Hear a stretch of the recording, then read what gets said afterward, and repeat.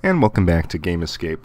I said I was going to take a little break from making videos and recordings, but it is June 21st, 2013, and this week Microsoft has announced, pretty shockingly, that they've abandoned the DRM policies that they had been touting at E3. E3 was just last week, and Microsoft has done a complete about-face based on the torrents of negative press and negative reaction on the internet, and also presumably because they took a look at the pre-order numbers, which are so heavily skewed, as I understand it, in favor of the PlayStation 4, that they just needed to do an about face, and it is pretty incredible what they've actually done. So the nuts and bolts of it: what have they allowed and what have they removed? Well, they've removed the always online requirement. You do not have to check in with them at least once every 24 hours. You can now trade in games, resell games, loan discs to friends, and you actually only need an internet connection when you set up the console. So basically things will work as they do today on the Xbox 360, and they have removed region locking, which I think is a little surprising. Not that, it seemed like Japan and Europe were heavily against the Xbox One anyway, and of course Xbox has really struggled as a brand in those regions, but should some interesting games come out, the Xbox One will not be region locked. This has really been just an incredible month, specifically 2 weeks now with E3 and the aftermath. I haven't really seen something like this, at least in 10 years, in the video game industry, and I think this is a victory for gamers. Now, I realize that that might seem a little naive. Of course, the PlayStation 4 strategy and the team behind it was so just perfectly calibrated to take advantage of this negative sentiment. It's a business decision. It was an attempt, a successful attempt to sort of grab market share, but it played off of the passions of the video game community and the desires of players to have a certain degree of choice and control when they make an investment, if you want to call it an investment, when they purchase a console.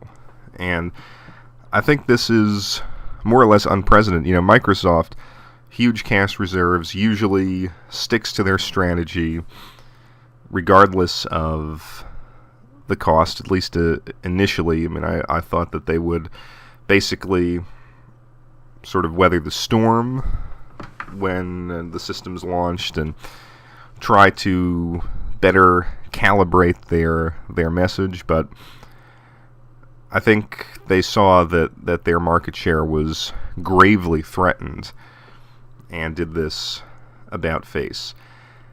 And it shows, I think, that consumers have a certain degree of power and influence, at least in regard to these luxury items. I mean, the Xbox 360, PlayStation 3, and PlayStation 4, and now the Xbox One. I mean, these are items that you purchase with disposable income, or you are so passionate you save up for them, and it is a major decision. And I think people, to a certain extent, can say with these products, you know, hey, if I am going to spend $500, I can spend, or $400, I can spend this money in a lot of different ways.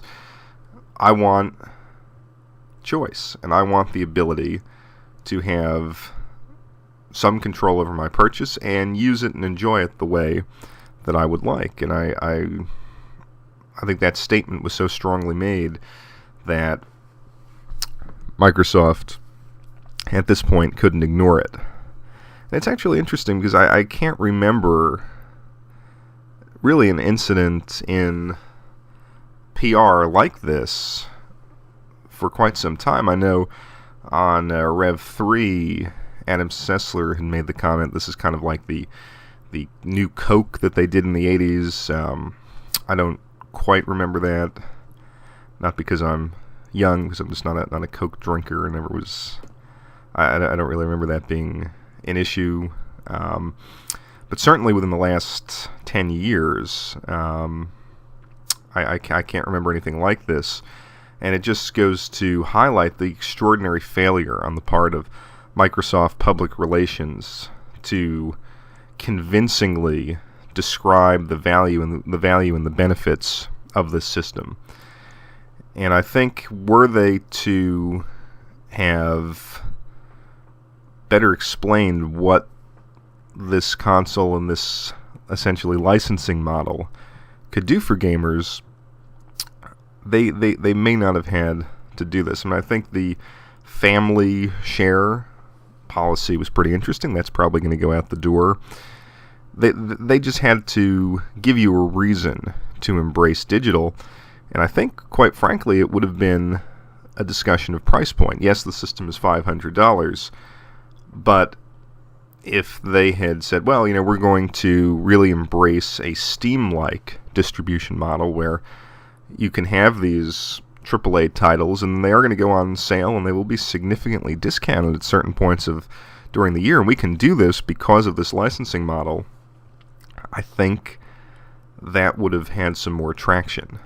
But they just came off as arrogant and disconnected from their fan base, and I think this whole scenario more or less should signal to certain companies that if you take a very strong pro-consumer position, even though it might not be the popular strategy within your industry, you can really grab some market share, and customers will win, because I think if this becomes a trend, and I hope in certain respects, I really hope it does, companies will always try to capture that value, to capture that market share, at least for a little while. But with the kind of strategy that Sony, I think, brilliantly crafted here in the last 2 weeks. Does this mean that people will warm up to the Xbox One? I mean, from my perspective, the policies and and this arrogant presentation of the policies that Microsoft had presented really turned me off completely. Now that some of these policies have been reversed, will I pick up an Xbox One at launch? No, but I have not really ruled it out within the launch year or a little bit afterwards. Now, I mean, I'm someone that likes to own all of the systems, a platform agnostic, I guess it's called. So Xbox is no longer a principled no for me. I kind of have just a wait and see approach. I think really, though, you have to look 6 months after launch, at least to a year, to see how Microsoft handles the launch. All of these reversals will be accomplished with a day one patch, so I think at least I want to see how that goes. But I think they have a long way to go to win the trust of the video game consumer globally, and that is a major problem. Interesting, though, with this idea of a day one patch, I think for people who have pre-ordered it, and they might find it interesting just to not patch it right away and kind of see how this system really was implemented. Hopefully it's just as a matter of historical curiosity, but I think, I don't know that Microsoft has completely abandoned the vision that they presented of a digital gaming platform and of this complete change in the way we consume games. And it wouldn't surprise me 5 years down the road if maybe some of these ideas crop up again in future system updates. So if you have one day one, tinker around with it, see how it works, see how all of these features, as Microsoft would call them, or restrictions, play out. I mean, I don't know if how possible that is, but if it's just really a software patch, we can now check out Microsoft's vision before we reverse everything. The one problem that I had with all of this is that they they did not remove the need to have the Kinect unit plugged into the system at all times for it to work. Now, of course, with the lack of an online requirement, it's not like the Kinect camera and microphone is going to be connected, or are going to be connected to this always-on box. So you could disable the internet and use Kinect offline, but I think for those of us who have a pretty stable internet connection and who have a lot of connected devices, I still have privacy concerns over having a camera and microphone really in the center of my home. And I realize what Microsoft is trying to do by bundling this hardware with each Xbox One. They are giving developers certainty that this is an option that they can exploit in every game and perhaps come up with some new and engaging experiences.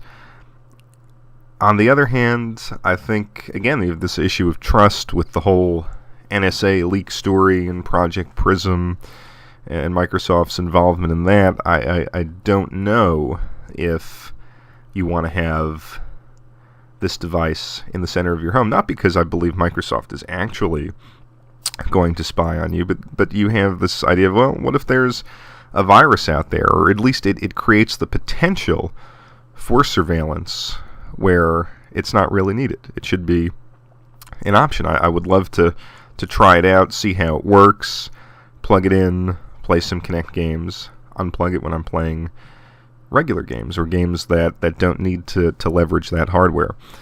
So that would kind of still give me pause, but I think you have to wait and see.